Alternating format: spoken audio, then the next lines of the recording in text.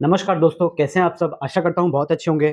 इस वीडियो में हम एक्रिशन फार्मास्यूटिकल्स लिमिटेड इस एसएमई कंपनी के आईपीओ का कंप्लीट रिव्यू करेंगे। ये आईपीओ 14 मई यानी कि आज से ओपन हो चुका है।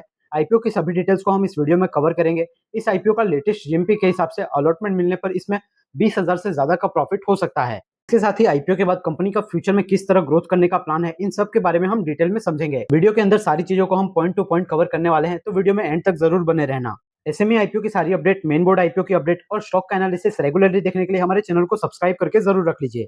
सबसे पहले कंपनी के बारे में बात करें तो इस कंपनी की शुरुआत साल 2012 से हुई है और ये कंपनी फार्मास्यूटिकल से रिलेटेड सारे प्रोडक्ट बनाती है, जैसे कि टैबलेट हो गया, कैप्सूल हो गया और हेल्थ केयर के सारे प्रोडक्ट बनाती है। टैबलेट और कैप्सूल के अलावा और भी जितनी भी तरह की दवाएं वगैरह आती है, क्रीम्स हो गया, लोशंस वगैरह हो गया, शैम्पूज वगैरह, माउथ वॉशेस, ये सारी चीजें ये कंपनी बनाती है। ये कंपनी डायरेक्टली खुद के भी प्रोडक्ट बना के बेचती है और ये किसी कंपनी के कॉन्ट्रैक्ट बेस पे उनके प्रोडक्ट भी मैन्युफैक्चरिंग करती है। इस कंपनी का मैन्युफैक्चरिंग यूनिट गुजरात राज्य के अहमदाबाद के सानंद जिले में स्थित है।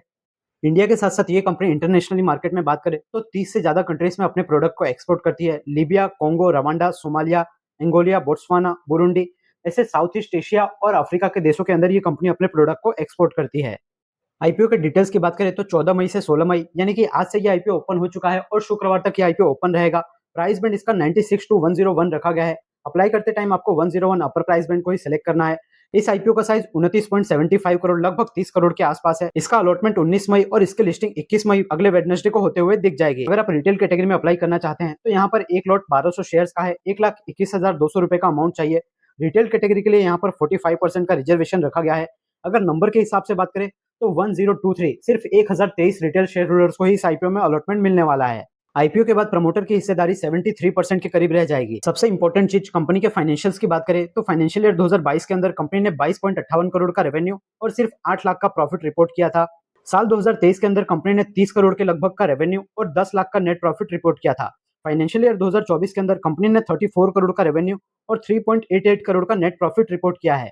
फाइनेंशियल ईयर 2025 के लिए 9 महीने के लिए कंपनी ने 36 करोड़ का रेवेन्यू और 5.24 करोड़ का नेट प्रॉफिट रिपोर्ट किया है। यानी कि फाइनेंशियल ईयर 2022 और 2023 के अंदर कंपनी का कोई रेवेन्यू वगैरह प्रॉफिट में कोई खास ग्रोथ नहीं दिखा, जबकि 2024 आईपीओ के पिछले वाले साल में ही कंपनी का एक्स्ट्रा ऑर्डिनरी प्रॉफिट में जंप देखने को मिल रहा है और इस साल भी कंपनी का प्रॉफिट काफी अच्छा खासा जंप होते हुए दिख रहा है। कंपनी के पास रिजर्व की बात करें तो 5.41 करोड़ के रिजर्व है और कंपनी के पास 13.80 करोड़ के लगभग का कर्जा पड़ा हुआ है। डेब्ट टू इक्विटी रेशियो की बात करें तो डेब्ट टू इक्विटी रेशियो यहाँ पर 2.52 निकल के आता है, काफी चिंता का विषय है।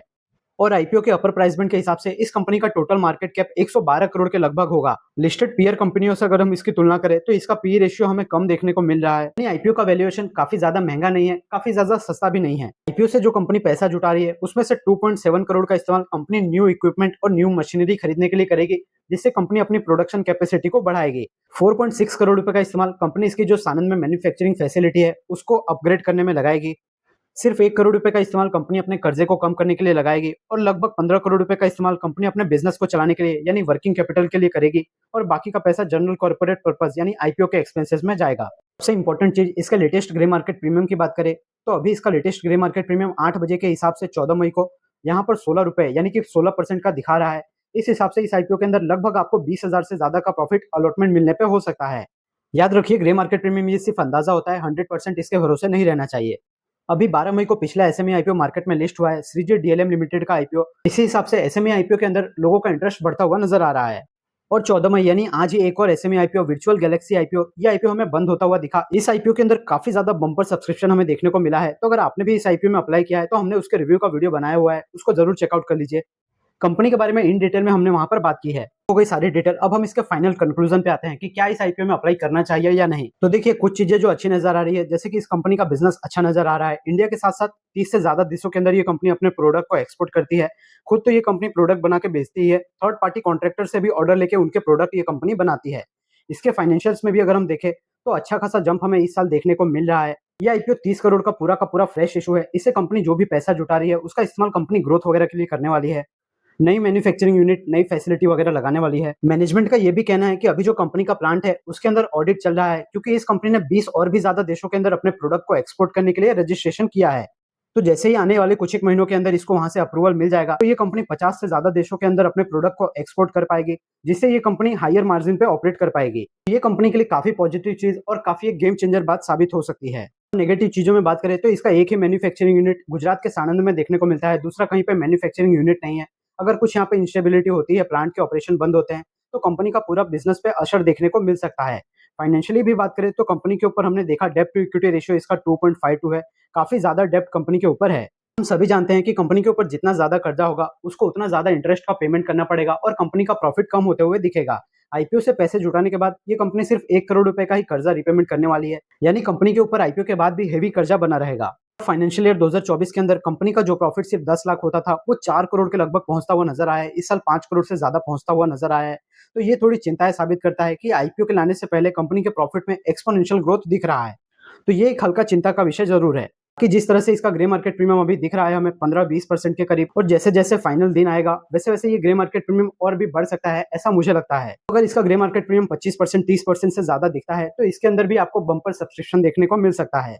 तो इन सभी पॉजिटिव और नेगेटिव चीजों को देखते हुए क्या आप इस आईपीओ के अंदर अप्लाई करेंगे या नहीं करेंगे, आपका जो भी डिसीजन है आप कमेंट सेक्शन में जरूर बताइए। अगर आप ग्रे मार्केट प्रीमियम की कंडीशन को देख के इसमें अप्लाई करेंगे तो आप कितने परसेंट से ज्यादा ग्रे मार्केट प्रीमियम होने पे इस आईपीओ में अप्लाई करेंगे, ये भी कमेंट सेक्शन में जरूर बताइए। एसएमई आईपीओ के ग्रे मार्केट प्रीमियम और मेन बोर्ड आईपीओ के सारे अपडेट, इसके अलावा स्टॉक को कोई ऑर्डर वगैरह मिल रहा है, कुछ इसमें इंपॉर्टेंट न्यूज रिजल्ट वगैरह आ रहा है, वो सारी अपडेट हम अपने टेलीग्राम और व्हाट्सएप चैनल में शेयर कर देते हैं।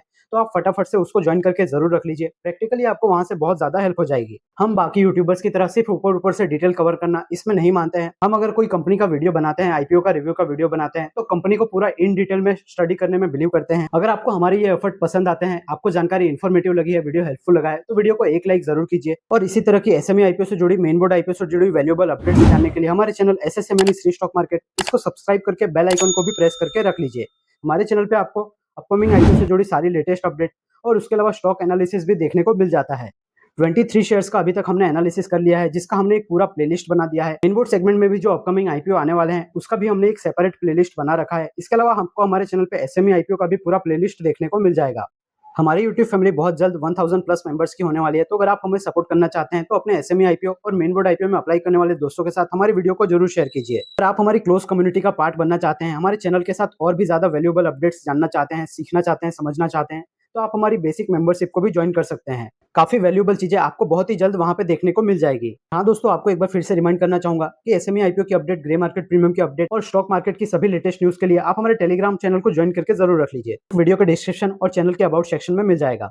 अगर आपका कोई क्वेश्चन है तो आप कमेंट सेक्शन में पूछ सकते हैं। बाकी मैं मिलता हूँ आपसे नेक्स्ट वीडियो में, तब तक के लिए याद रखिए, the more you learn the more you earn. Thank you.